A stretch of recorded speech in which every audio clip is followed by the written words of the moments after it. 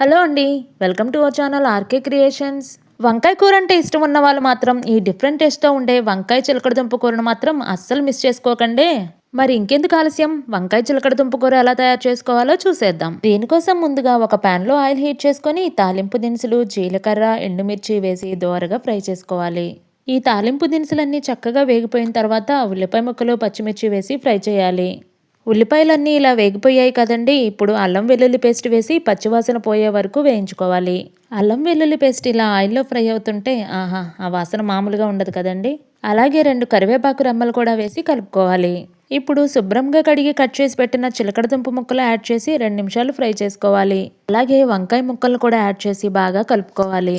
ఈ వంకాయ ముక్కలు, చిలకడదుంప ముక్కలు వేగేటప్పుడే రుచికి సరిపడా ఉప్పు, కారం, చిటికెడు పసుపు వేసి బాగా కలుపుకొని మూత పెట్టి 10 నిమిషాలు మగ్గించుకోవాలి. ఇలా మూత పెట్టుకొని ఉడికించుకోవడం వల్ల కూరగాయలు ఫాస్ట్గా ఉడికిపోతాయి. 10 నిమిషాల తర్వాత కొంచెం చింతపండు రసం వేసుకొని ఒక అర గ్లాసు నీళ్లు పోసుకొని చిన్న బెల్లం ముక్క యాడ్ చేసి మరో 5 నిమిషాలు మీడియం ఫ్లేమ్లో ఉడికించుకోవాలి. 5 నిమిషాల తర్వాత కొంచెం కరివేపాకు, కొత్తిమీర యాడ్ చేసుకుంటే చాలండి. ఎంతో టేస్టీగా ఉండే వంకాయ చిలకడదుంప కూర రెడీ అయినట్లే. ఈ కర్రీ రైస్లోకైనా చపాతీలోకైనా టేస్ట్ చాలా బాగుంటుంది. మీరు కూడా ఈ వంకాయ చిలకడదుంప కూరను ట్రై చేసి టేస్ట్ని ఎంజాయ్ చేయండి. మరిన్ని వీడియోల కోసం మా ఛానల్ని సబ్స్క్రైబ్ చేసుకోండి.